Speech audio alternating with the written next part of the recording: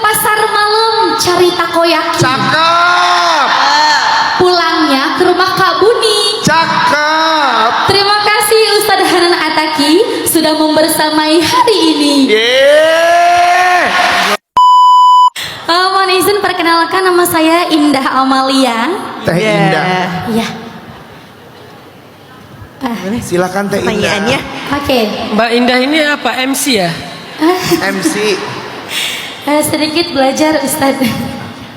Gayanya gaya MC soalnya, MC wedding. Amin doanya Ustadz.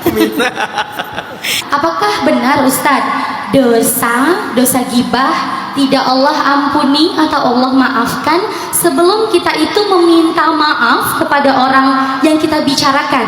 Lantas kalau kita meminta maaf, misalkan kita udah minta maaf, ada orang lain yang belum kita minta maafin atau kita lupa pernah gibahin orang itu, bagaimana Ustadz? Dosanya apakah memang tetap melekat di kita sampai ketika nanti kita sudah Allah wafatkan? Apakah bagaimana Ustadz? Dosa yang kita lakukan kepada Allah ketika kita beristighfar, maka kita sudah selesai.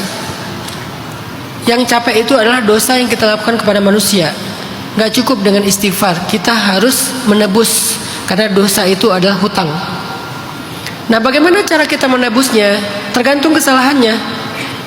Jadi gak bisa kalian berhutang sama orang terus ujung-ujungnya istighfar, hutangnya gak lunas itu. Ya Allah, maafkan saya punya hutang dan belum dibayar 1 juta. Astagfirullah. Udah selesai, astagfirullah. Alhamdulillah, hutang saya lunas. Enggak.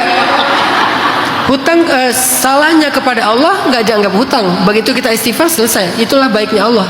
Tapi kesalahan kita kepada manusia itu utang. Enggak akan selesai dengan istighfar. Istighfar tetap, tapi double.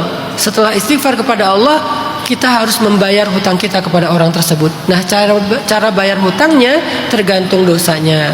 Kalau dosanya uang, maka kembalikan hak dia. Kalau misalnya kita mengambil hak dia secara tidak halal atau secara zalim, kembalikan haknya, baru dosanya dimaafkan. Kalau dosanya adalah kehormatan, kembalikan kehormatannya. Kalau dosanya adalah nama baik, bersihkan nama baiknya. Kalau dosanya adalah fitnah, hapus fitnah tentang dia. Itu cara kita bayar hutang.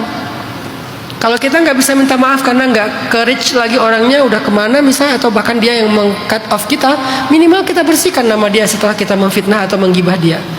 Semampu kita. Misalnya tadi kita ngomongin dia di depan siapa, nanti orang itu kita ajak ketemu, kita bilang, maaf ya kemarin aku salah informasi tentang dia nggak kayak gitu. Itu kewajiban kita, membersihkan nama dia yang udah kita coreng. Itu cara bayar hutang, barulah dosa kita lunas.